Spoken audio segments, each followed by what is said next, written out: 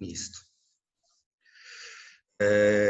O nosso estudo, o tema tem sido Deus e o sofrimento cristão, só recapitulando rapidamente, essa grande dilema.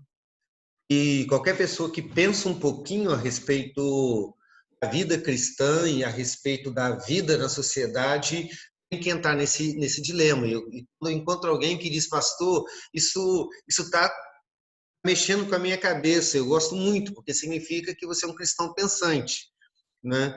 Às vezes nós recebemos as coisas prontas desde criança, aprendemos que Deus é bom, justo e onipotente e sequer questionamos essa questão do sofrimento.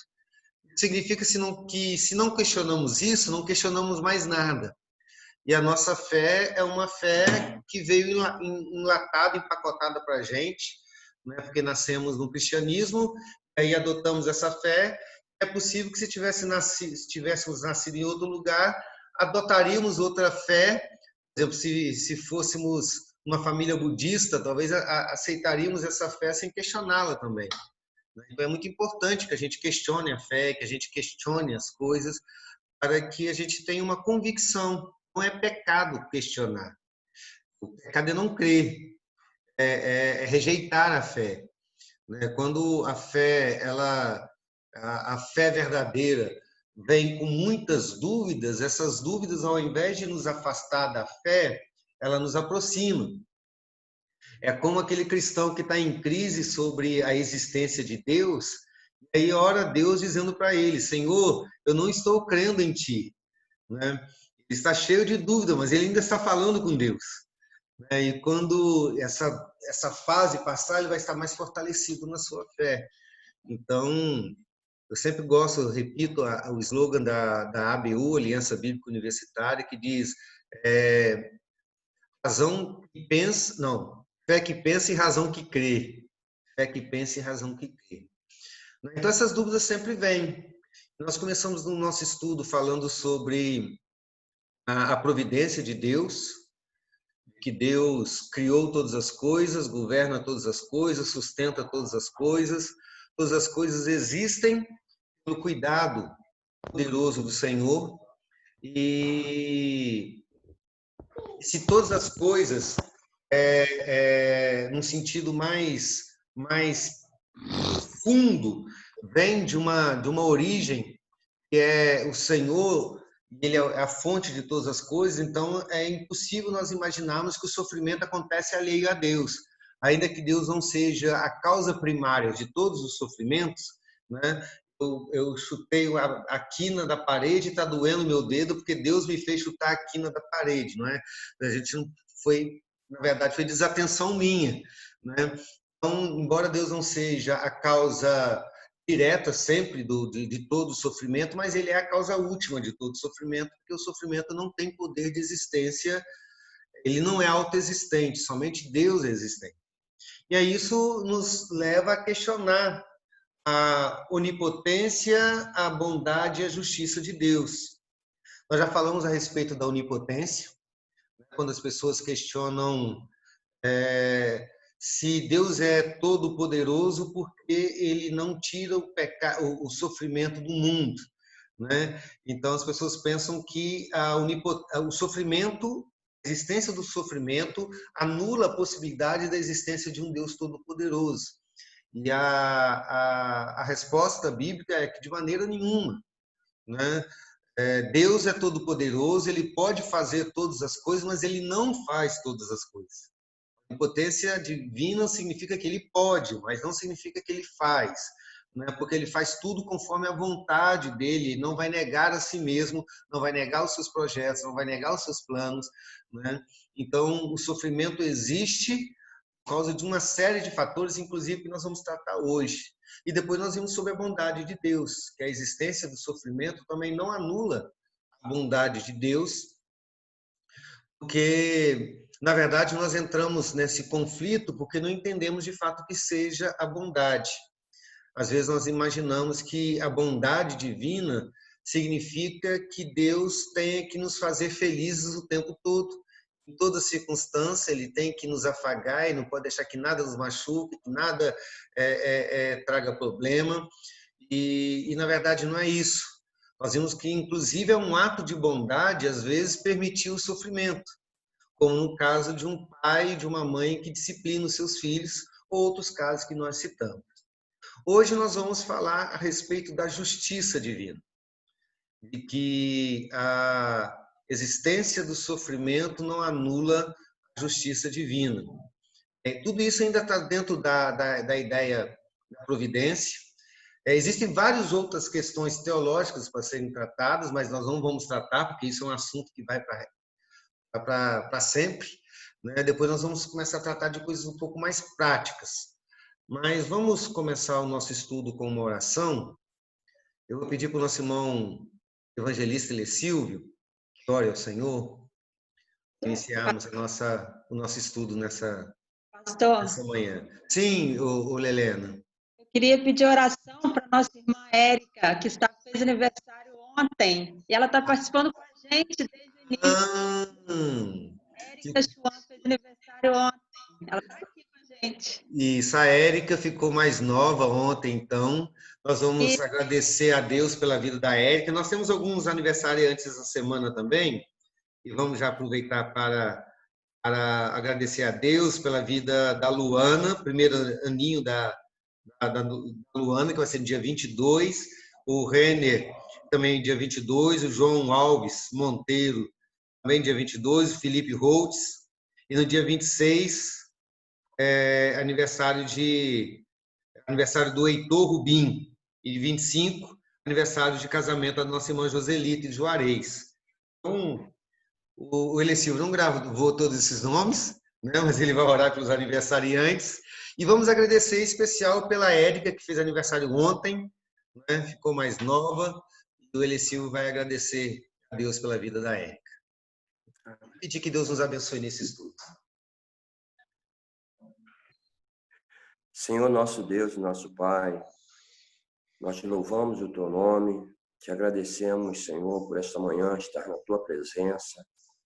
Te louvamos, ó Pai, porque tu és o nosso Deus, o Deus que salva, que cura e que liberta, o Deus que está em nossos corações, em nossas vidas, agindo por nós, trabalhando por nós.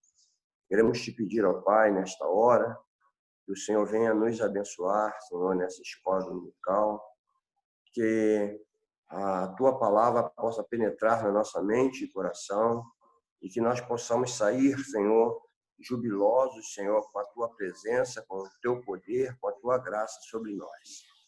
Pedimos também que o Senhor nos abençoe os senhores aniversariantes, Senhor, que a bênção do Senhor esteja sobre a vida de cada um, que a boa mão do Senhor esteja estendida e dando, Senhor, enxurradas de bênçãos, que cada um possa ter a alegria, a felicidade, ter os seus parabéns, Senhor, com o melhor presente, que é o Senhor Jesus no coração.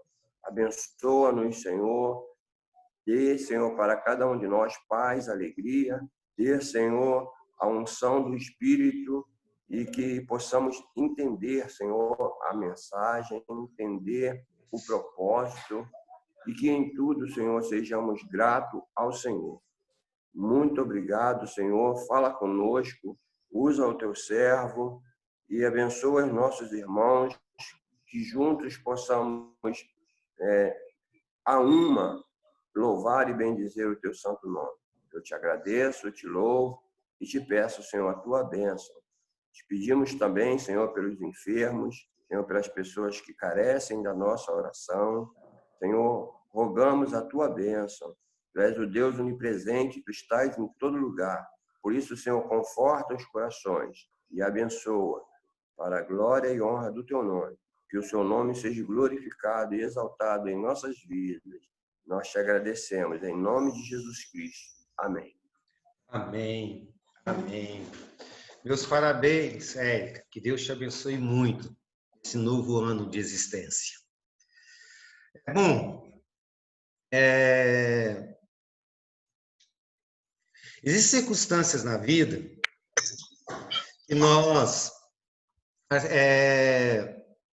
que nós achamos justo que as pessoas sofram. E a gente não questiona a justiça divina no sofrimento. Como, por exemplo, quando um estudante é reprovado por não ter estudado. Ele está sofrendo, não passou de ano, mas a gente diz, é justo que você sofra, porque você não estudou, né? Então é justo. Quando, por exemplo, um atleta é desclassificado porque ele não competiu segundo as regras. Então, perdeu a oportunidade de ganhar a medalha de ouro, de se consagrar na Olimpíada, está sofrendo com isso, mas você diz, é justo que ele sofra. Porque ele competiu descumprindo as regras, então ele sofre com merecimento. Quando um ladrão fica preso por muitos e muitos anos da vida dele por causa dos seus crimes, né? Um assassino, qualquer outro tipo de crime, você diz, não, é correto. Né? Às vezes a gente até briga com os advogados que estão defendendo esses criminosos, a gente diz, que raça é essa? Como que a Mariana, você advogada, está defendendo essa pessoa, ele merece ir para a cadeia, porque ele cometeu um crime. Né? E às vezes até mesmo em fatos muito graves, como, por exemplo, alguém faz o outro como refém, ou sequestra, e na ação da polícia, o sequestrador morre no confronto, e você diz, olha, mereceu, né? Porque a polícia entrou lá para salvar aquela pessoa. Se não fosse o ladrão que morresse, seria o sequestrado ou o refém que morreria. E aí você pode até pensar, é justo, esse sofrimento é justo. Mas existem alguns outros sofrimentos e outras situações que testam a nossa fé quanto à justiça divina. Por exemplo, quando algum inocente sofre. A gente diz, mas é justo que isso aconteça? Aquele exemplo que a gente tem sempre dado aqui, uma criança que nasce enferma, agonizando, sofrendo até a morte. E a gente pensa, mas é justo que ele sofra? Né? Quando uma pessoa boa que fez o bem a vida inteira, de repente descobre que está com câncer, sofre muito antes de morrer, e você diz, tanta gente ruim para ter câncer, porque logo ele. Tantas pessoas que só prejudicam as outras pessoas estão aí com saúde. Enquanto essa pessoa que só fez o bem, olha o trabalho dele, olha a quantidade de coisas que ele tem feito, e o bem, como ele tem sido útil para a sociedade, porque logo ele. Né? E a gente começa a reclamar. Mas tem coisas que, o nada que nos testa tanto a nossa fé na justiça divina, quando os nossos sofrimentos alcançam uma proporção maior do que a nossa capacidade de lidar com eles. Quando, por exemplo, a dor dói demais, quando a perda é incomparável, irreparável, quando nós estamos no vale da sombra da morte, quando a tempestade nos castiga, quando os céus estão de bronze, a gente ora, e Deus não nos atende. Nesses momentos a gente fica questionando tantas vezes a justiça divina, né? São nesses momentos que muitos cristãos envergam, né? E pensamos, como que Deus pode ser justo? Essas reclamações e esse questionamento sobre a justiça de Deus, às vezes elas são mais contundentes. Como quando alguém diz assim, Deus não está sendo justo comigo. Tem gente que fala isso. Né? Onde está a justiça de Deus quando essas coisas acontecem? Né? Como Deus pode ser justo e ainda permitir tanto sofrimento? Como que Deus pode ser justo e permitir que as pessoas sofram sem merecer? Ou como Deus pode permitir que isso aconteça se eu estava trabalhando para Ele? Eu estava fazendo a obra dele. Não é justo que um justo passe por dificuldades, enquanto um injusto tem vida farta. Então, às vezes, essa reclamação ela é bastante extravagante ou bastante contundente, como nesses casos que eu citei. Mas, às vezes, essa mesma reclamação ela pode ser muito mais sutil.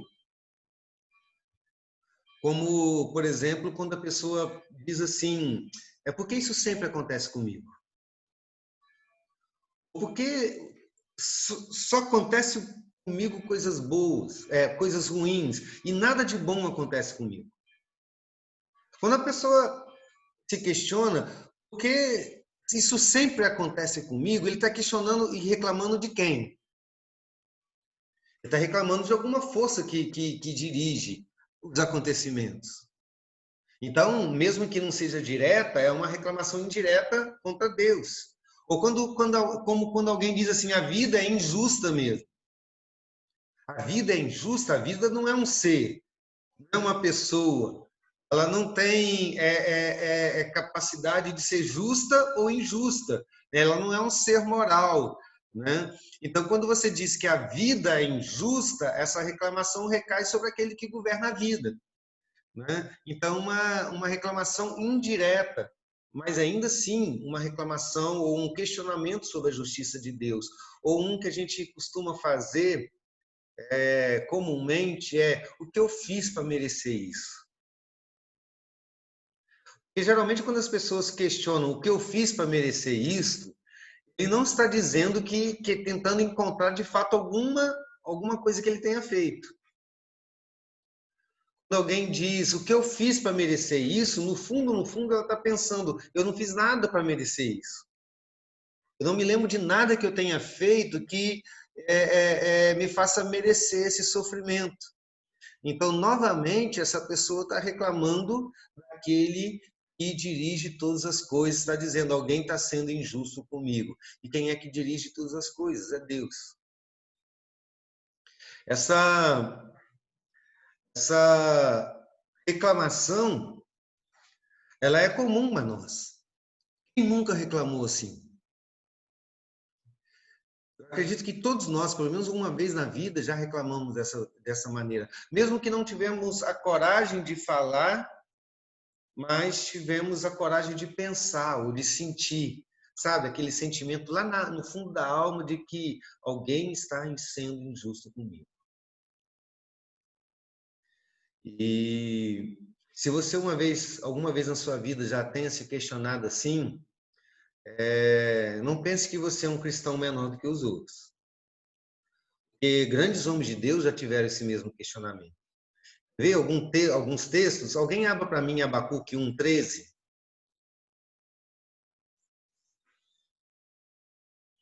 Abacuque 1:13.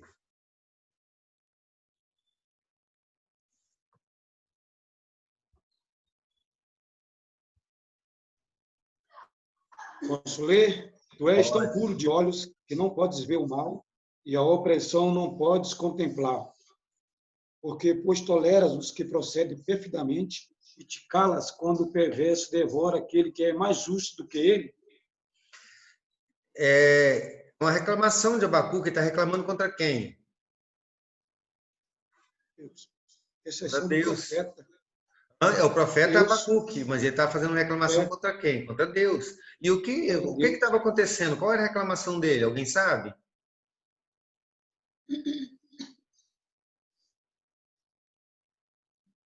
Ninguém sabe? Falando do castigo de Judá, não, pastor? Sim, mas o que estava acontecendo?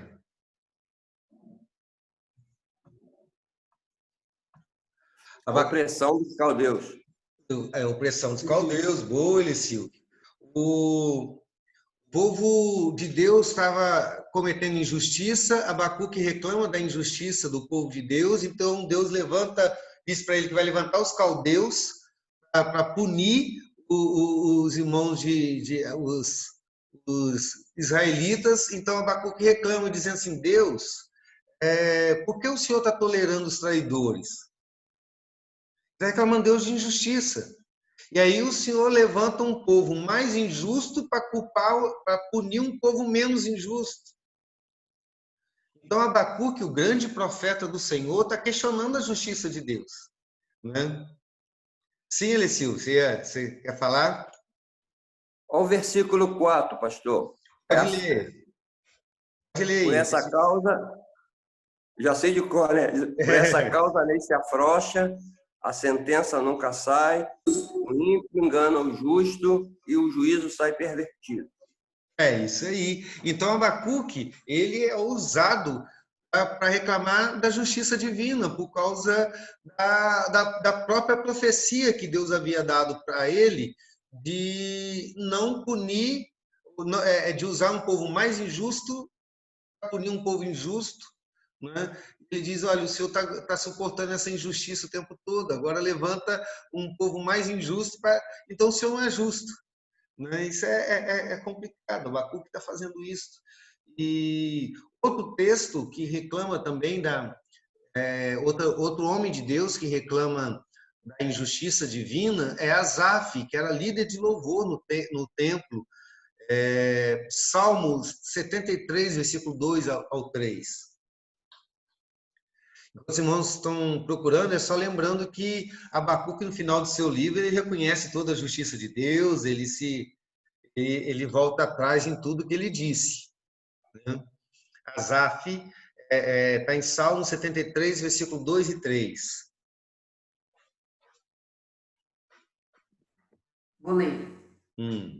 Quanto a mim, porém, quase me resvalaram os pés. Pouco faltou para que se desviassem os meus passos, porque eu invejava os arrogantes ao ver a prosperidade dos maus. Você conhece esse texto, Mário? Muito. O que ele está reclamando?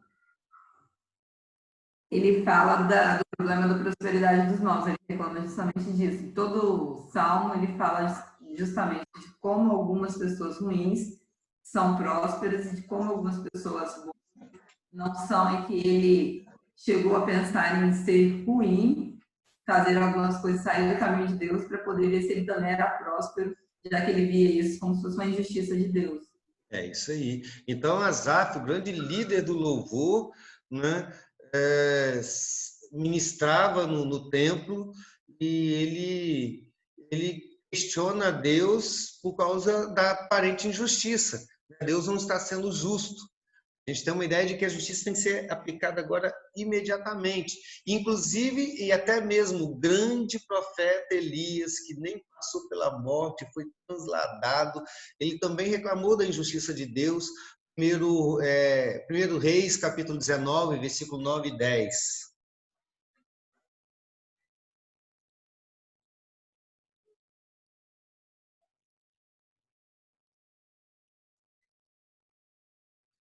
Primeiro Reis 19, 9 e 10. Quem achar pode ler. Vou ler, então. Ali entrou numa caverna, onde passou a noite. E eis que a palavra do Senhor veio a ele e lhe disse: o que você está fazendo aqui, Elias? E ele respondeu: tenho sido muito zeloso pelo Senhor, Deus dos exércitos, que os filhos de Israel deixaram a tua aliança, derrubaram os teus altares e mataram os teus profetas a espadas. Só fiquei eu e eles estão querendo tirar minha vida. É isso aí. É esse mesmo. Elias estava em depressão porque ele estava sendo perseguido por Jezabel, esposa do rei Acabe, ambos muito cruéis. E ele está fugindo, pede para morrer, né? E aí quando Deus vem estar com ele na caverna, ele reclama de Deus, dizendo: Deus, olha, eu estou te servindo, estou sendo fiel, né? Que ele fala a respeito disso, né? Da sua fidelidade, ter sido zeloso. Eu estou sendo zeloso, eu estou sendo fiel, eu estou fazendo tudo certo, porém, o Senhor não faz nada, porque os profetas estão morrendo, né? Todo mundo morrendo e o Senhor não faz nada. Então, novamente, um outro homem de Deus reclamando da aparente injustiça do Senhor. Então, quando a gente, em determinado momento, fica em crise por causa disto, nós não somos os únicos.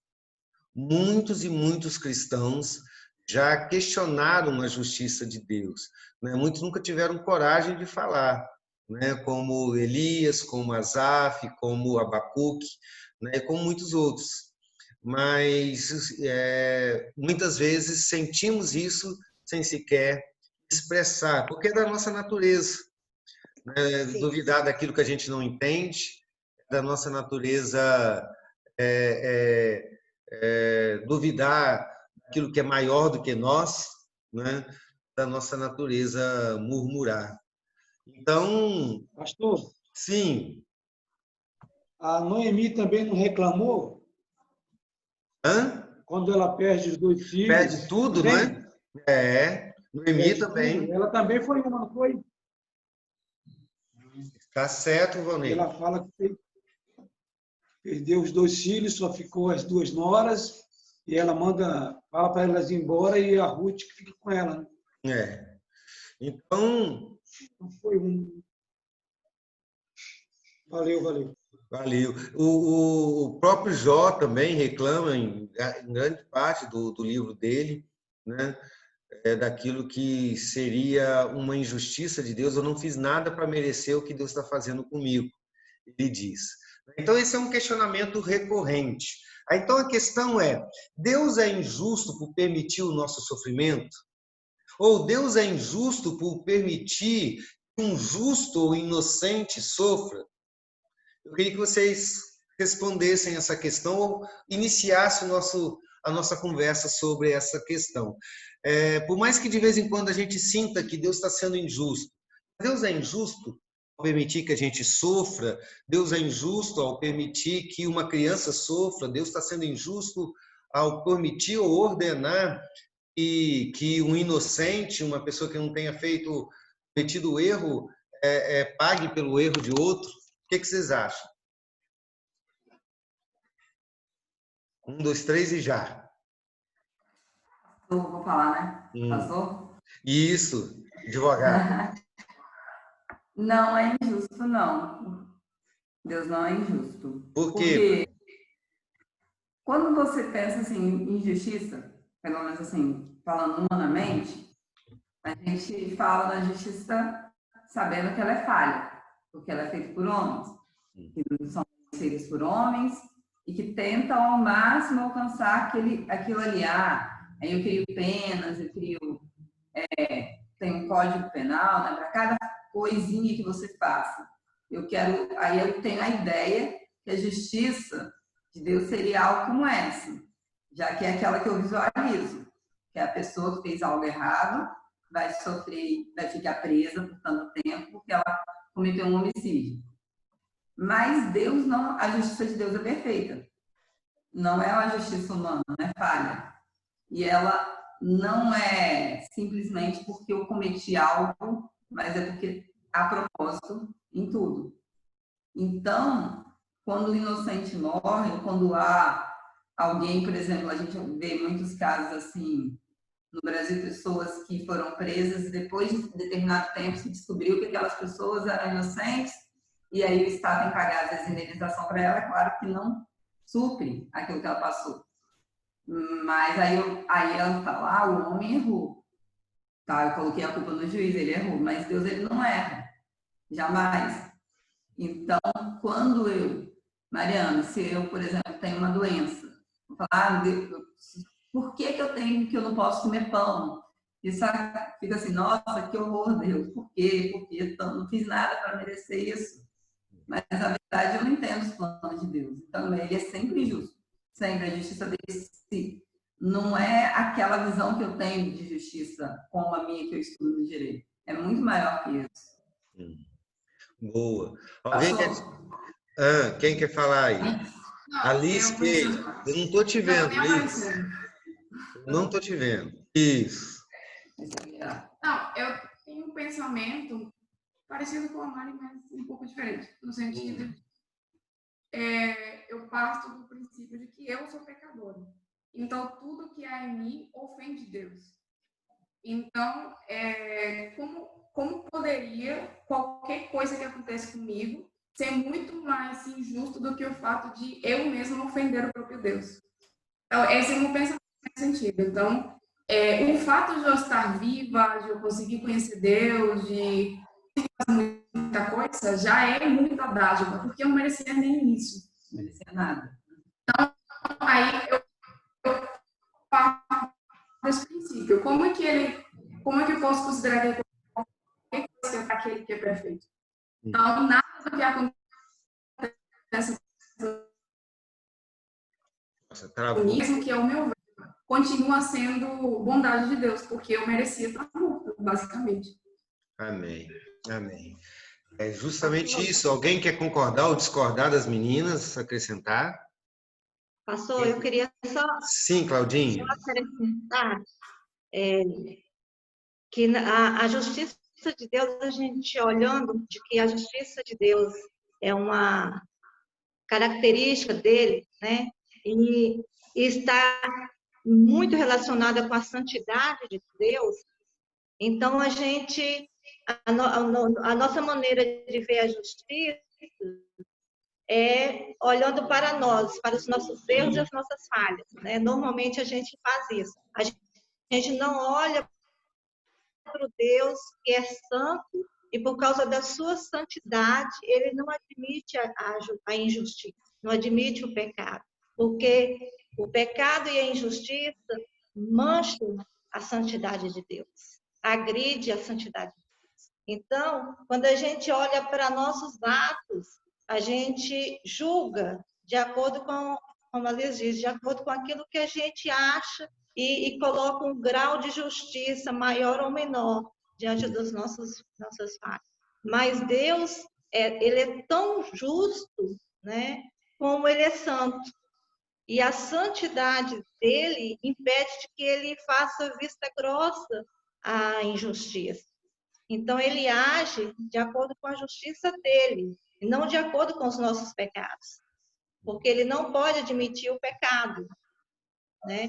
Então, complementando o que a Alice e a Mari falou, eu vejo assim, a santidade de Deus é ligada com a justiça de Deus. Porque quando a gente peca, a gente agride essa santidade, então Deus tem que agir com justiça para nos corrigir. Muito bom. Pegando carona, então, no que as três meninas falaram, né? Para a gente entender essa questão do sofrimento e da justiça divina, a gente tem que estudar duas coisas. Fiz duas assim com a mão, mas aqui embaixo, ninguém viu. Duas coisas. Primeiro é a justiça de Deus. E a segunda é a justiça dos homens. Né? Então, quando a gente pensa em justiça de Deus, o que a gente pensa? O que é a justiça divina? Como você poderia definir justiça divina? A justiça de Deus.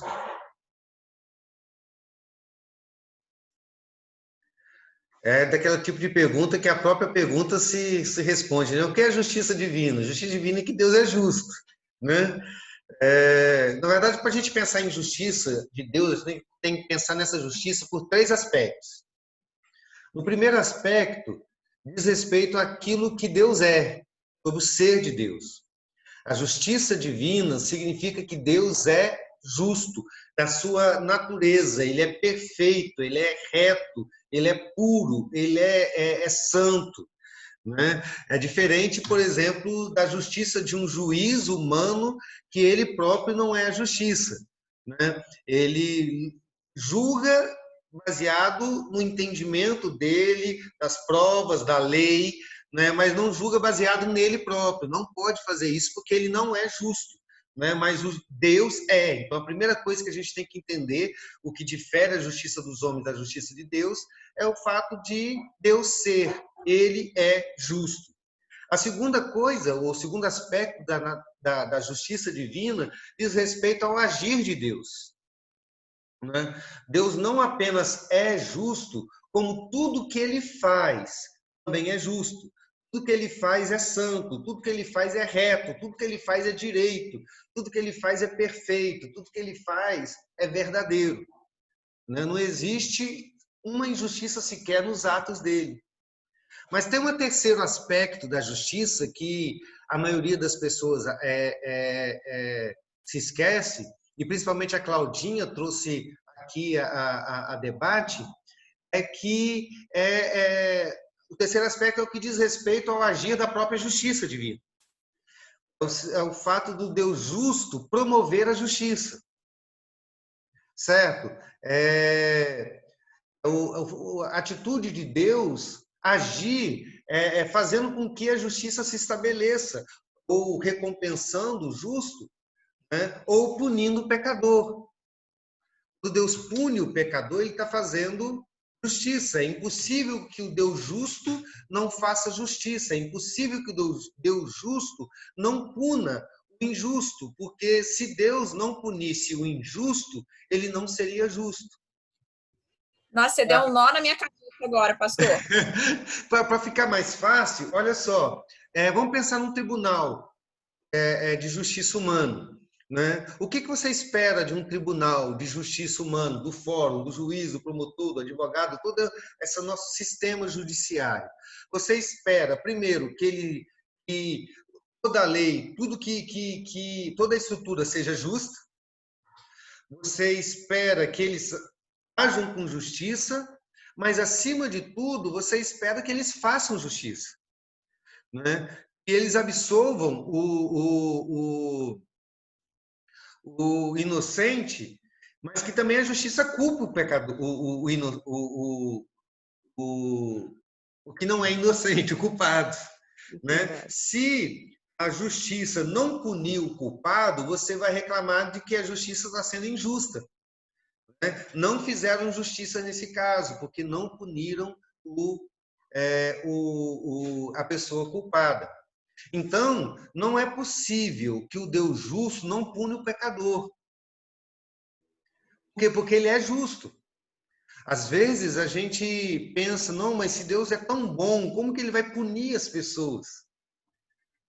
Para a gente pensar isso, a gente teria que imaginar que a bondade de Deus anularia a justiça dele. Então, se é bom, ele não seria justo. Mas, na verdade, se ele não fosse justo, como que ele seria bom? Então, as duas coisas têm que funcionar juntas. Que Deus seja o que ele é, esses dois atributos, como todos os outros dele, têm que funcionar conjuntamente e eles não se anulam. Quando Deus está sendo justo, punindo o pecador, não significa que ele não esteja sendo bom. Muito pelo contrário, ele está sendo bom e está sendo justo, fazendo justiça, punindo todos aqueles que merecem ser punidos, porque este é o princípio da justiça. O princípio da justiça é que o inocente seja absolvido e o culpado seja condenado. Se Deus deixar de ser justo, ele não é Deus. É impossível que Deus não faça isso. Né? E para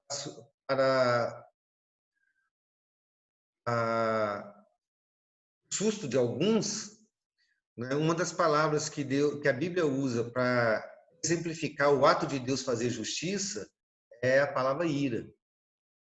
Quando a Bíblia fala de ira de Deus, você pode colocar lá como sinônimo de Deus está fazendo justiça. É por isso que a Bíblia fala que Deus se ira, mas fala da ira, do pecado da nossa ira. O pecado da nossa ira é a manifestação do nosso ego. A manifestação da ira divina é a manifestação da sua justiça. Né? Deus está sendo justo. Mas sobre ira nós vamos falar um pouquinho mais para frente. Só alguns textos. Pastor. Sim? Alguém pode falar, Daniel? O pastor, o senhor está falando que, igual a pergunta, Deus é injusto ao permitir que a gente sofra? Igual o pessoal respondeu também, eu concordo que não.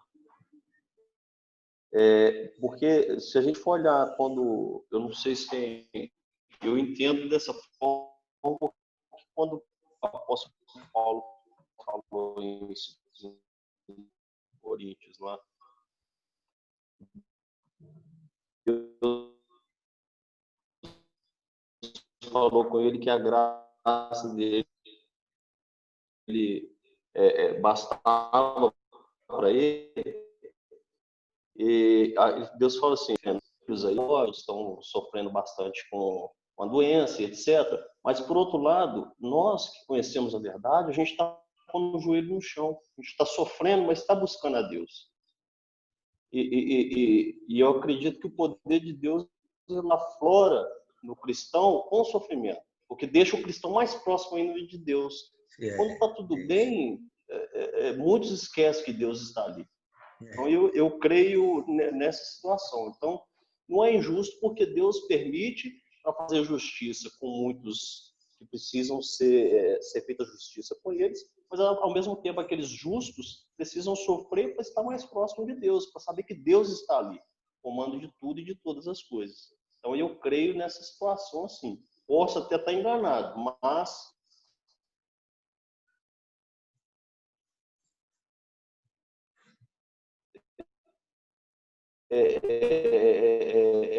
a grande visão que eu tenho desse tudo que a gente está passando, igreja, vamos falar todas, mas hoje está colocando todo mundo em unidade em buscar a face de Deus.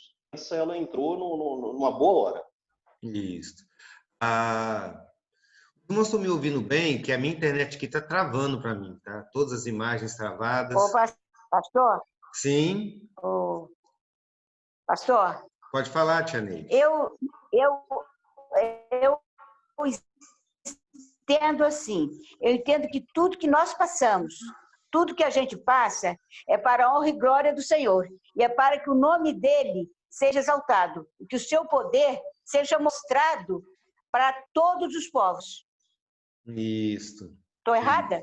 Não, a senhora está certa. Estou errada, pastor? A senhora está Tudo certa. que não é para a honra e glória dele? Sim. Tudo que acontece conosco é para a honra e glória do nome do Senhor?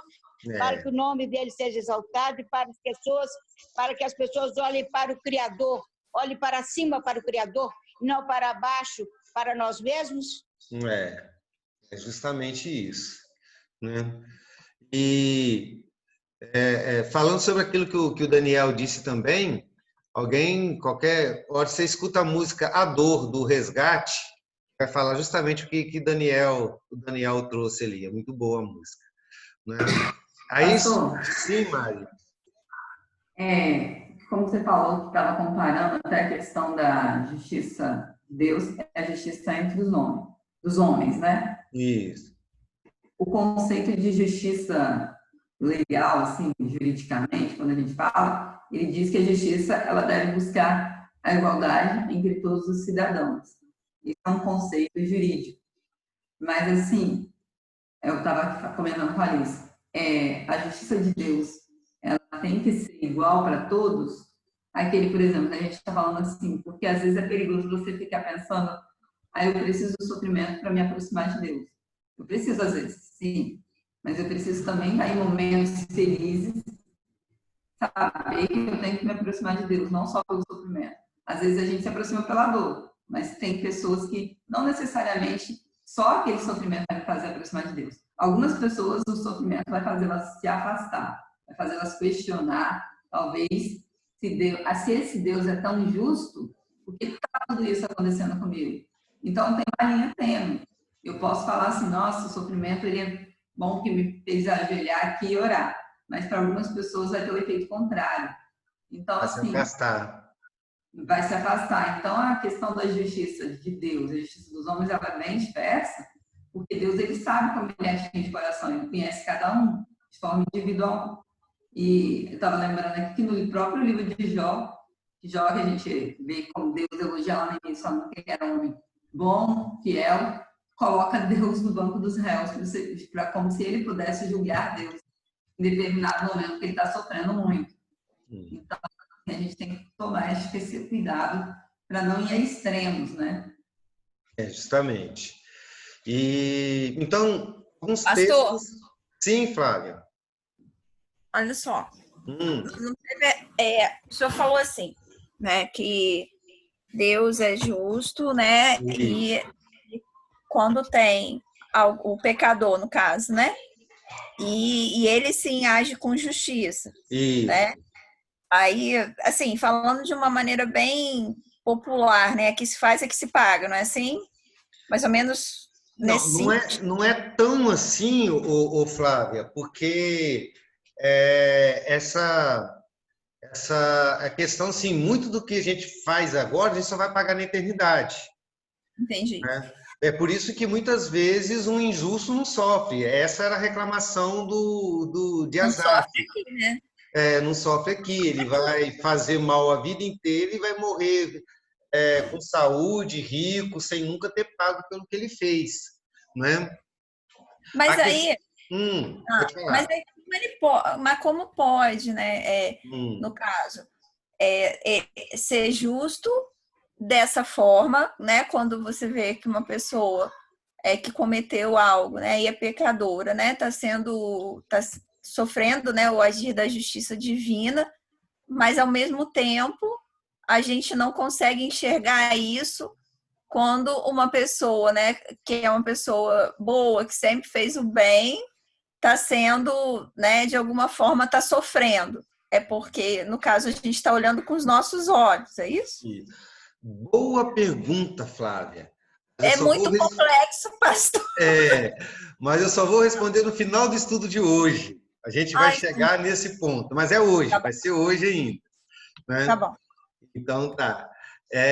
Então, nós estamos analisando a justiça divina primeiro, dizendo que a justiça de Deus compreende 3 aspectos. Aquilo que Deus ele é correto, ele é certo, ele é direito, ele é bom, ele é justo, ele é santo, ele é puro.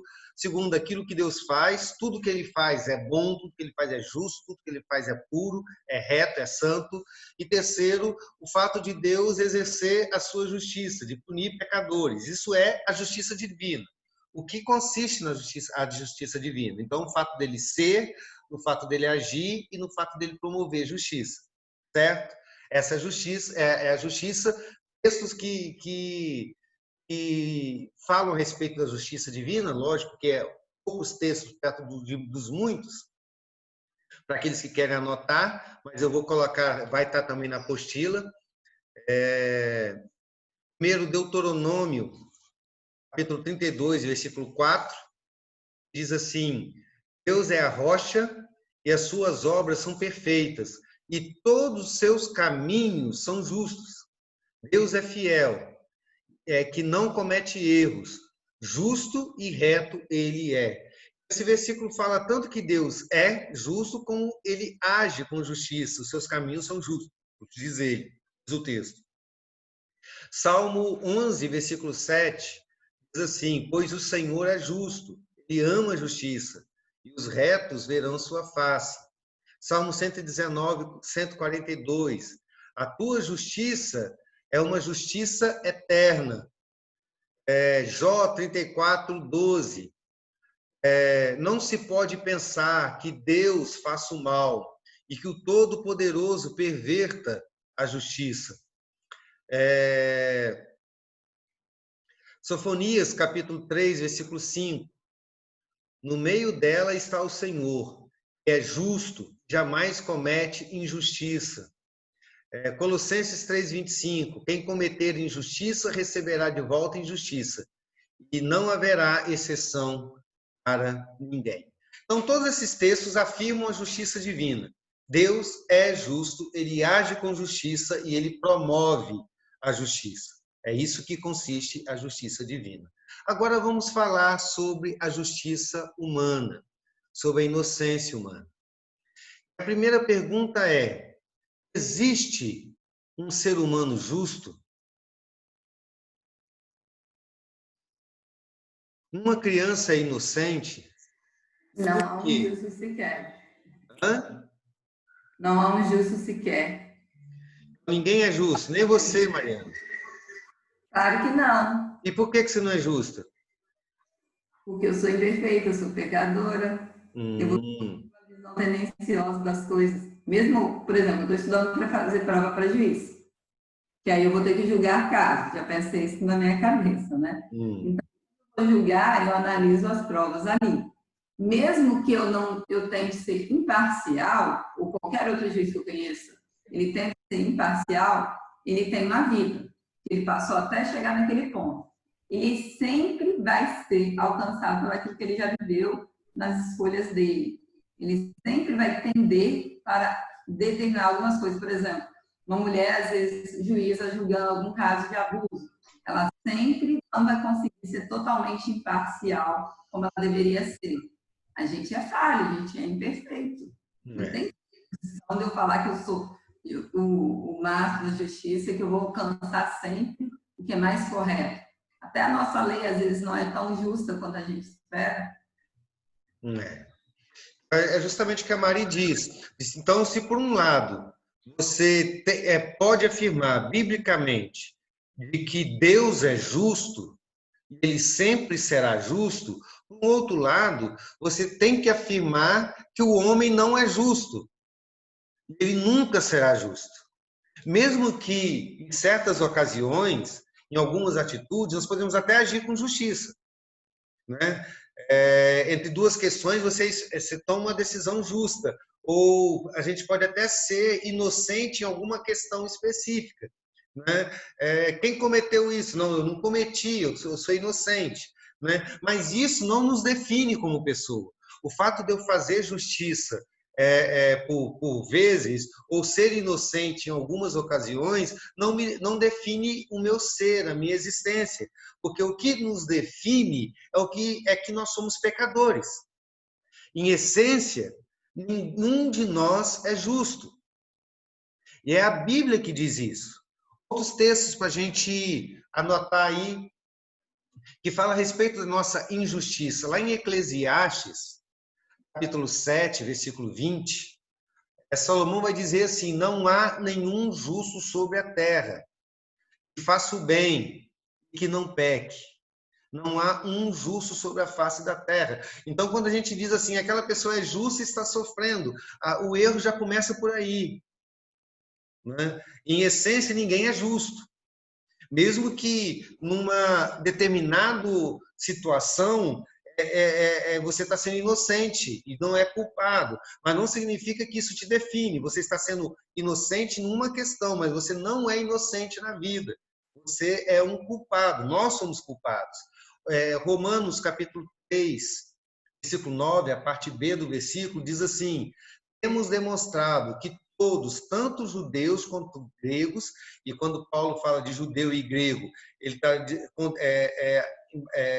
abarcando aqui o mundo inteiro, todas as pessoas.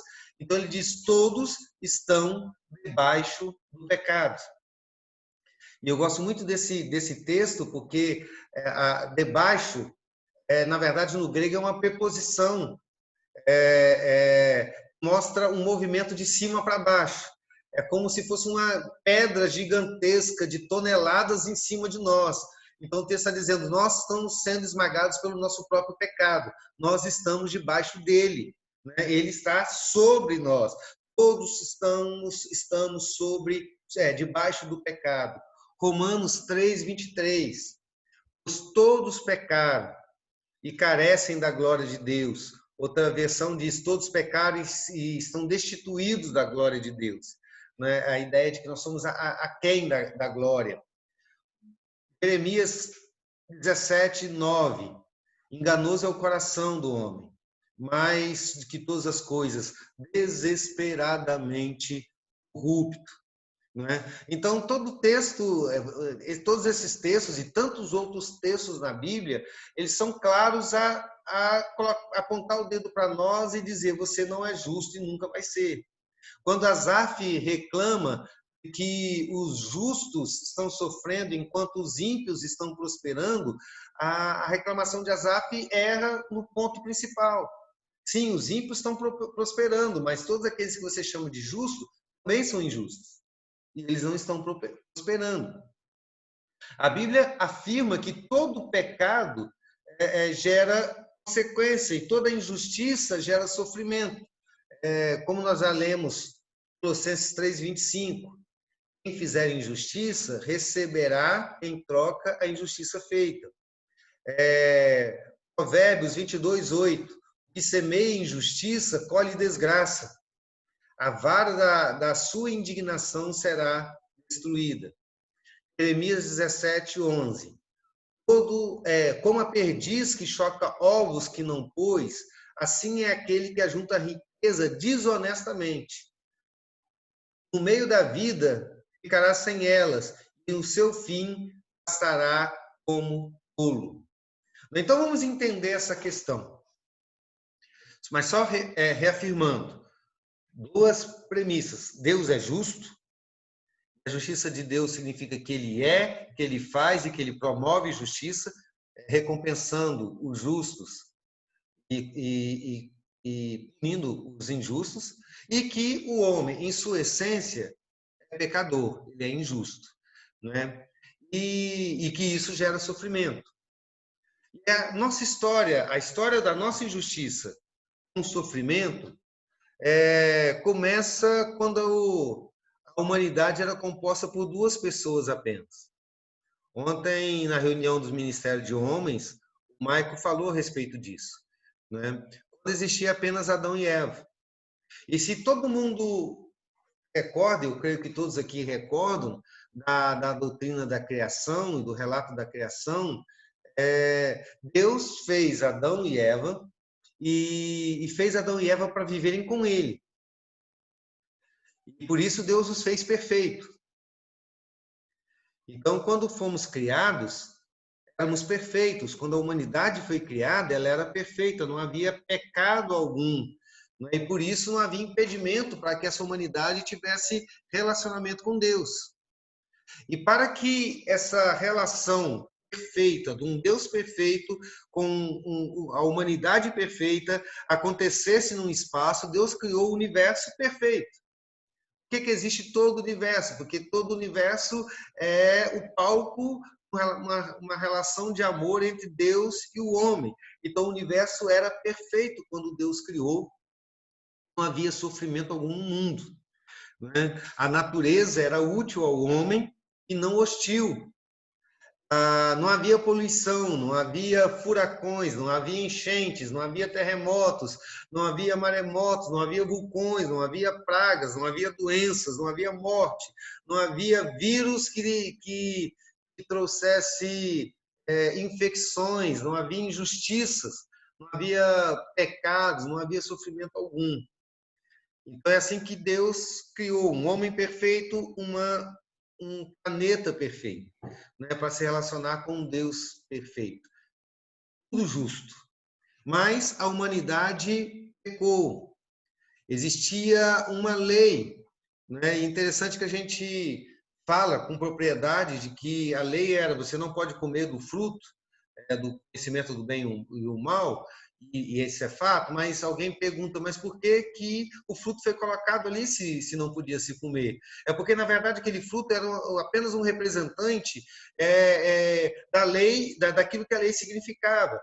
O que a lei significava era: Adão e Eva, eu criei vocês para mim, e o limite que vocês têm aqui é a minha santidade.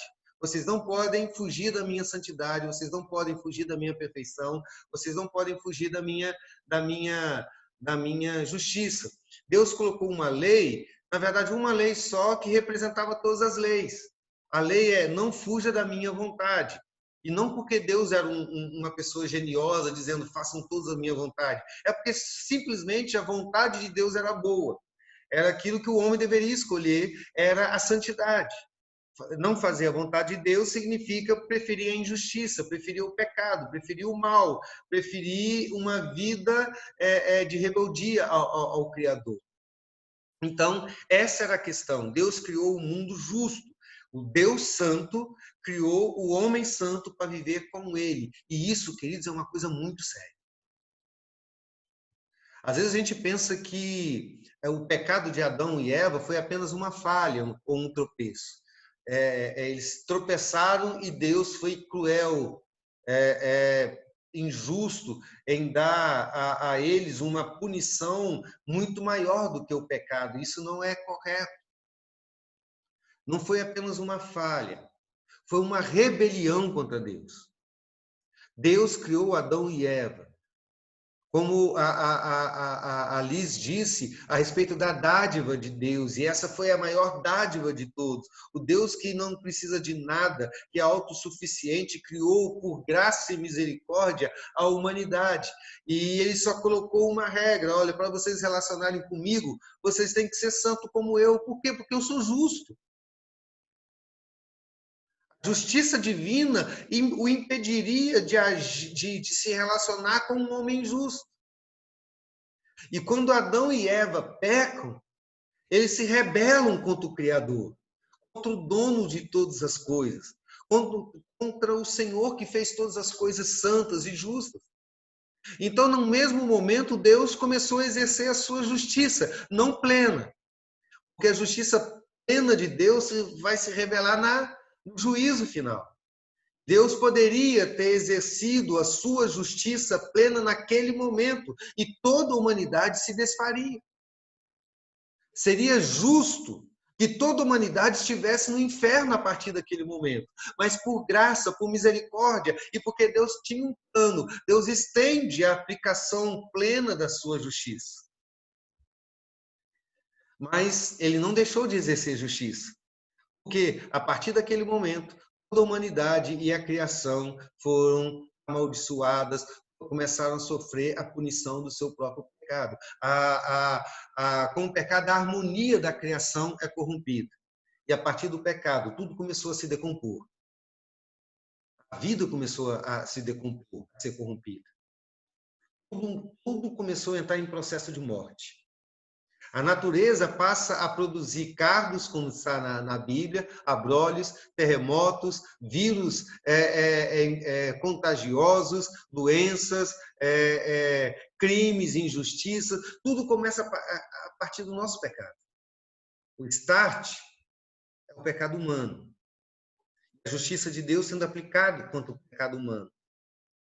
Deus está sendo injusto quando essas coisas acontecem. Quando terremotos acontecem, quando maremotos acontecem, não, Deus está sendo justo. E isso é consequência do pecado, é a justiça divina contra o pecado humano. Né? A mente humana fica sujeita a perturbações, a desejos corruptos, a emoções ruins, desde o pecado. A natureza humana foi corrompida. E nós começamos a desejar o mal. O homem passa a envelhecer e a morte se torna o fim de todos nós. Tudo isso porque Deus está aplicando justiça. O sofrimento entra no mundo por causa do pecado humano. Essa é a justiça divina. Pastor. Sim, Mari.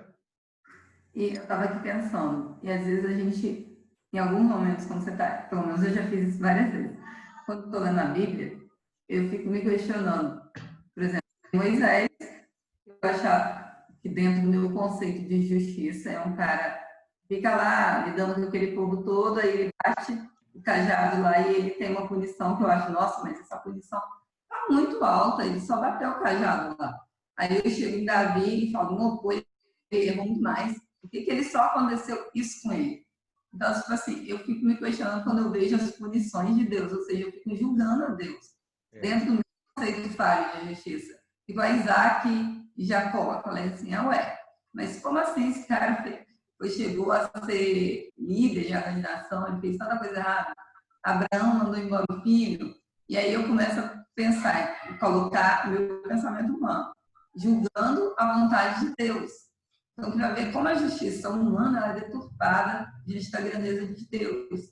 Porque eu não tenho como entender totalmente. Uma vez ele falou isso que eu fiz um monte de perguntas da Bíblia, consegui responder todos os meus questionamentos a respeito.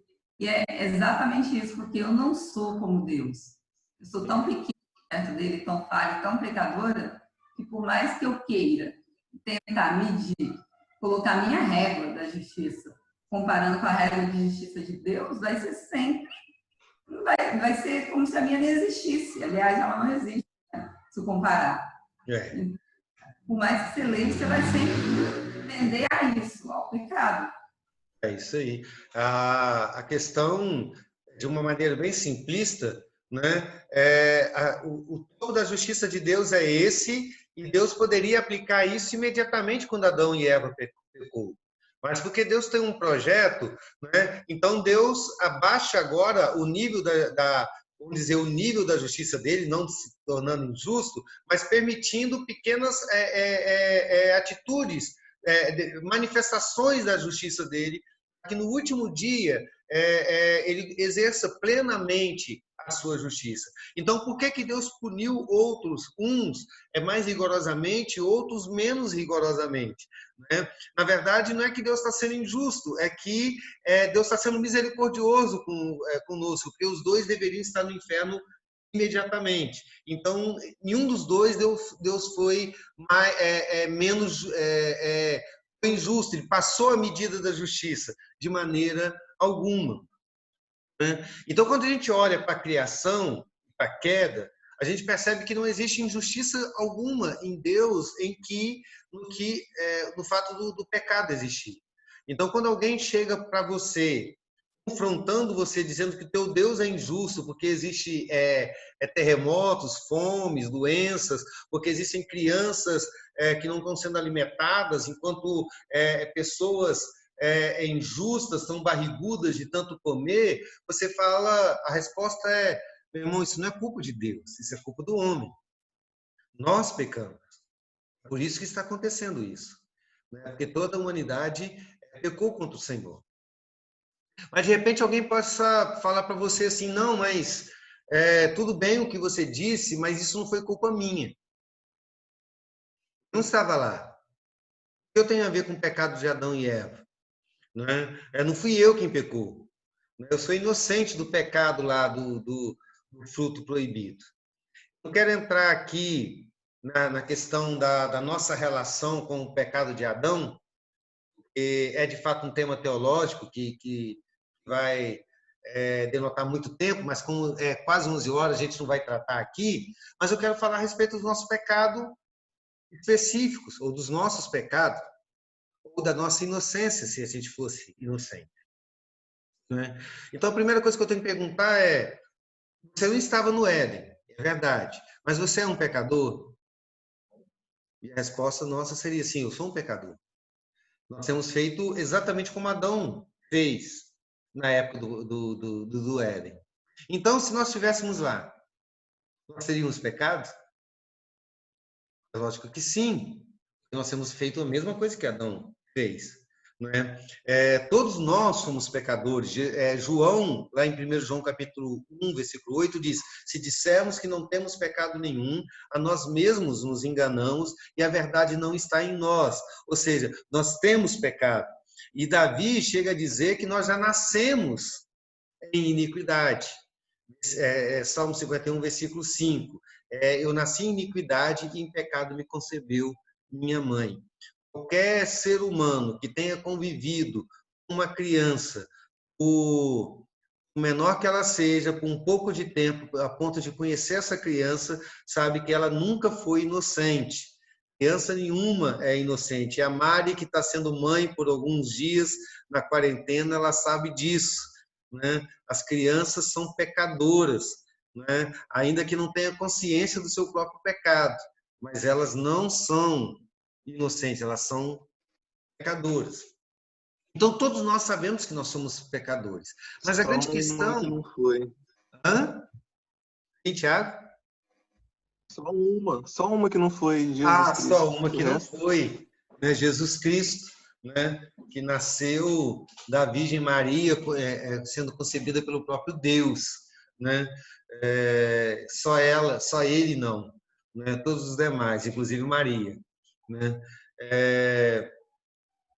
Então, essa é uma questão. Né? Agora, a grande questão é, quando a gente questiona a justiça de Deus, será que a gente tem consciência do nosso pecado? É essa a grande questão que a gente tem que fazer. Quando eu questiono a justiça de Deus, Deus está sendo injusto comigo ou está sendo injusto com ele? Está sendo injusto com aquela pessoa boa que teve câncer? Está sendo injusto com uma criança que esteja sofrendo? Então, o que eu tenho que questionar é, eu de fato tenho ideia do que seja o pecado e do que seja as consequências do meu pecado, a gravidade disso? Né? Porque muitas vezes nós pensamos que o pecado é aquela coisa gostosa que a religião não permite. Às vezes até mesmo uma falha, um pequeno deslize moral. Não, pastor, foi só isso. Foi só uma mentirinha. Não foi algo tão grave assim. Foi só uma gula. Eu uma vez estava estudando sobre os 7 pecados capitais, eu falei a respeito disso. Tem pecados que a gente acha que é até bonitinho. né? As pessoas têm vergonha, por exemplo, em dizer eu sou invejoso, sou soberbo.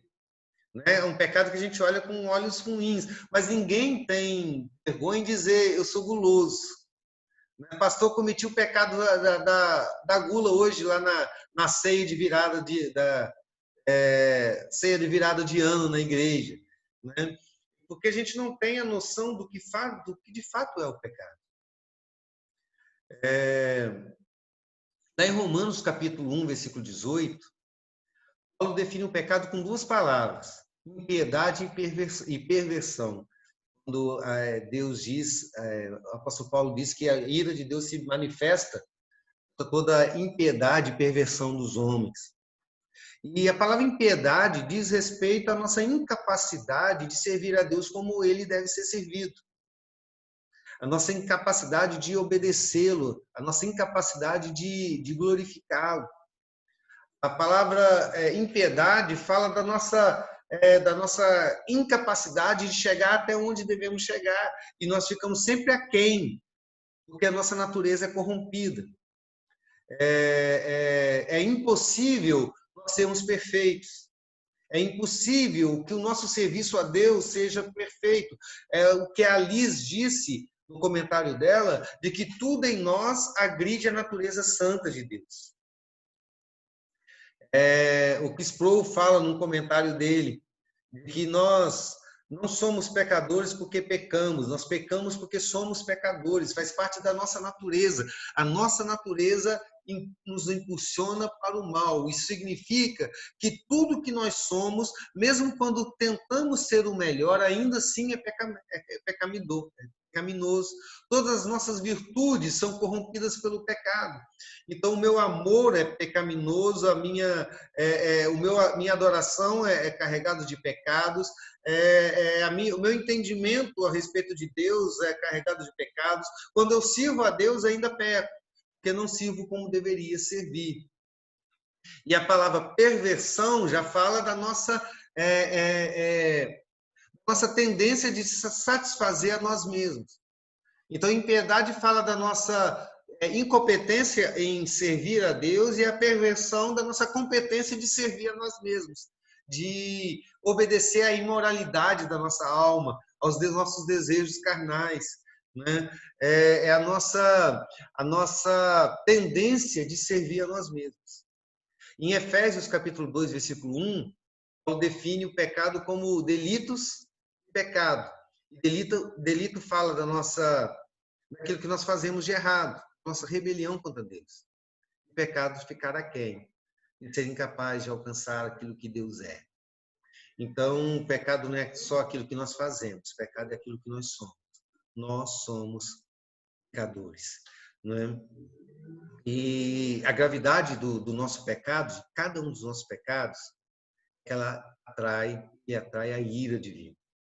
Romanos 1,18, como eu disse, a ira de Deus se revela contra toda impiedade e perversão.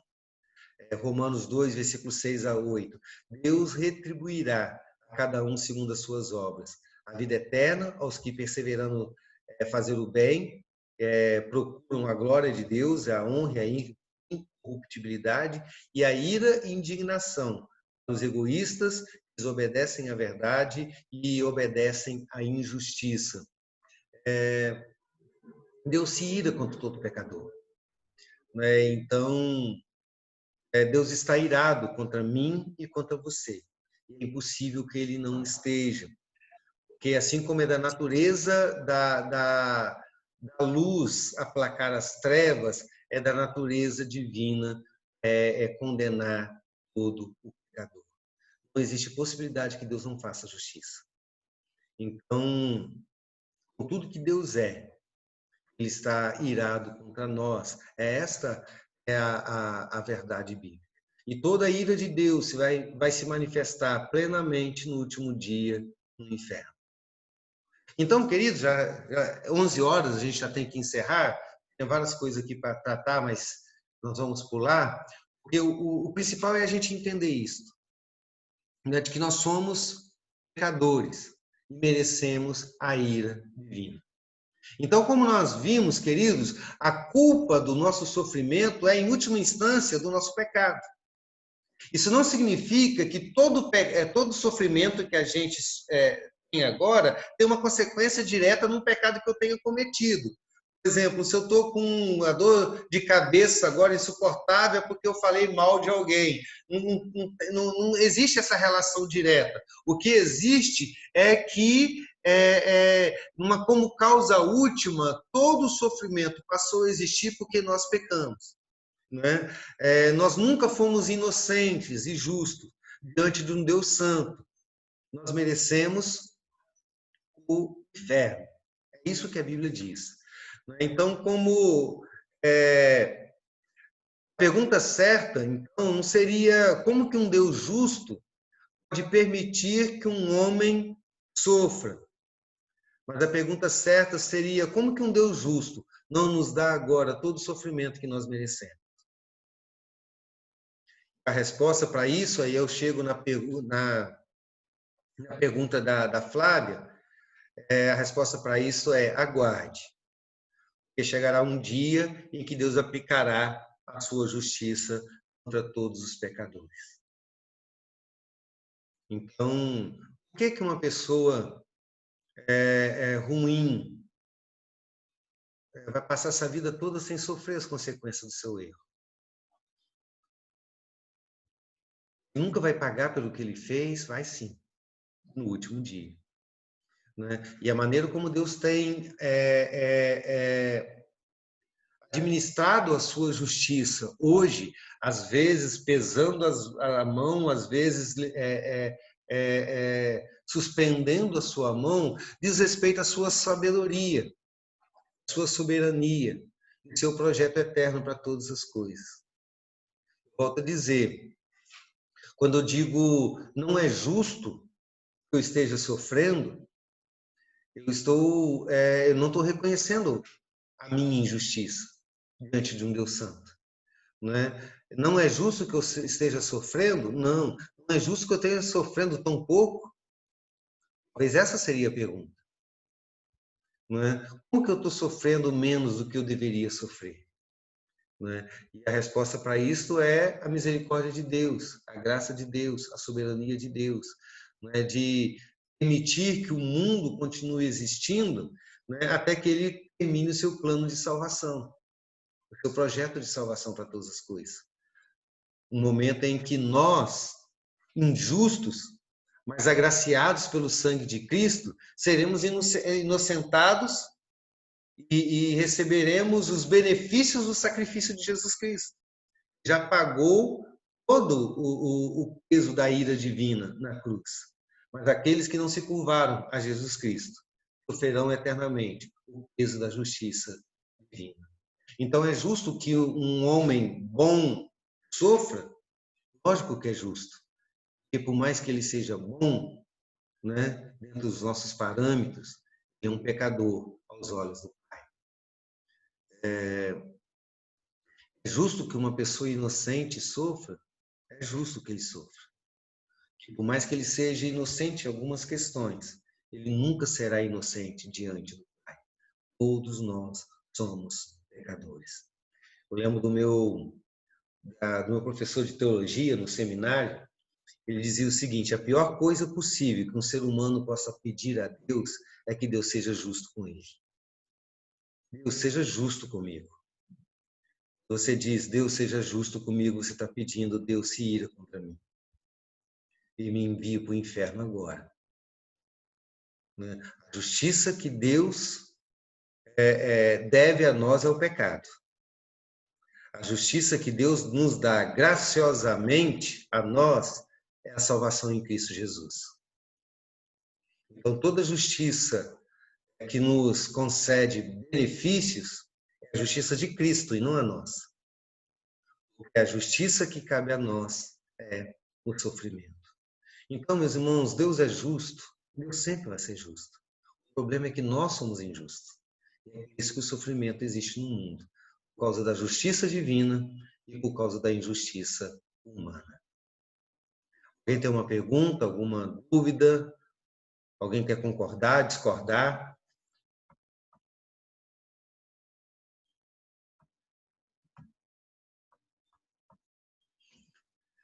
Se não, vamos encerrar o nosso estudo aqui. À noite, pela graça de Deus, nós estaremos juntos novamente. E daqui a pouco eu vou passar o link para vocês. Eu queria que vocês convidassem outras pessoas também para participar do culto. Né? Nós estamos encerrando agora essa parte mais teológica, né? Não que as demais também não seja teológica, né? Mas nós vamos partir por uma questão mais mais prática. No próximo domingo, se Deus nos permitir assim, nós vamos falar sobre o sofrimento de Cristo e o sofrimento por Cristo, nessa relação do nosso sofrimento com o sofrimento de Jesus. Depois nós vamos falar sobre os objetivos de Deus ao permitir os nossos sofrimentos, aquilo que a Bíblia fala a respeito disso, e nós vamos encerrar falando sobre como o cristão sofre, né? Mas isso vai durar alguns domingos ainda, certo? Daqui a pouco nós vamos postar também a apostila. Eu quero lembrar os irmãos, essa apostila não é uma apostila preparada previamente, né? É uma apostila que a Amanda está fazendo a partir do meu esboço. Então, talvez muitas coisas que eu pensava em falar não está na apostila, né? Mas vai ajudar os irmãos a continuarem os seus estudos. Amém? A minha internet deu pepino aqui, está todo mundo travado. Não sei se os irmãos, as imagens estão travadas, não sei se os irmãos estão me ouvindo.